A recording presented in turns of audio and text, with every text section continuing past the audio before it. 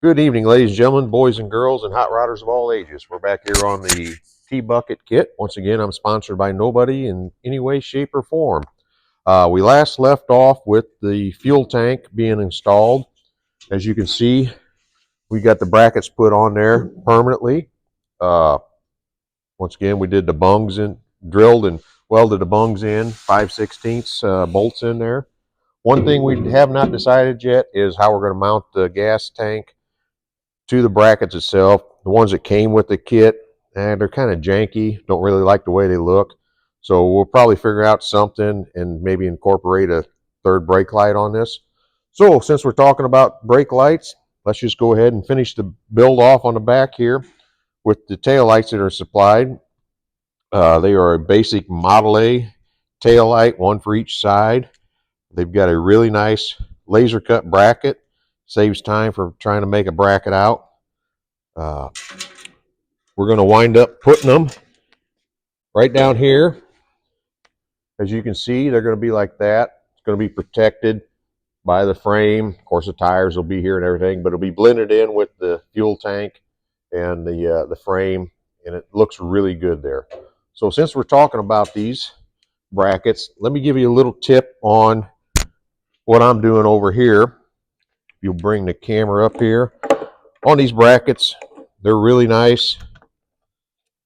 You know, a couple screws on there. They pop off. So that's what the bracket looks like. Now, one thing on the bracket, we're going to come back over here. And let me scoot in front of you here. So if the bracket is here, if you'll set the camera right here in the front, I got my lovely assistant with me today. So can you see that gap of daylight or flashlight shining underneath right down here? It doesn't seem like a lot. If I can hold it still. It doesn't seem like a lot, but what that's going to do is going to allow your tail light to sit just a little bit crooked. 90% of the people won't notice it, but the 10% that are looking at the details will.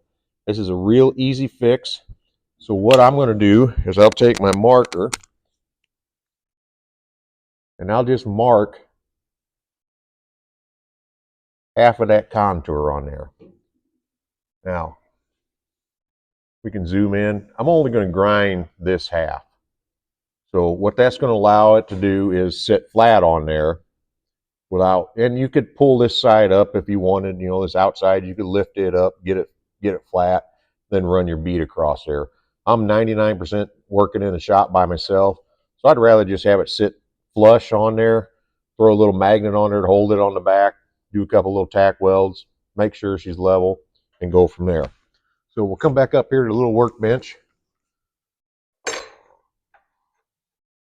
And I've already got this one ground, that little angle off right there. Now, to the naked eye, it really doesn't look like much.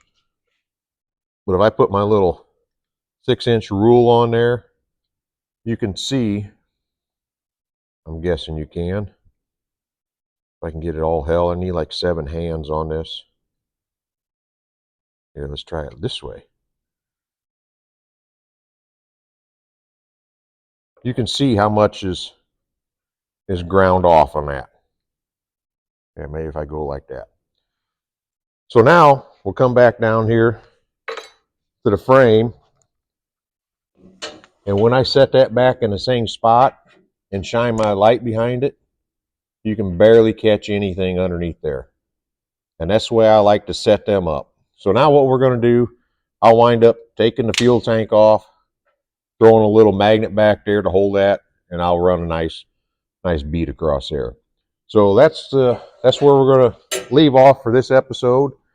If you like it, you know how to hit the subscribe and everything else. And when you come back, I'll show you how the tail lights look on there, and we'll move on to the next step. Thanks for watching.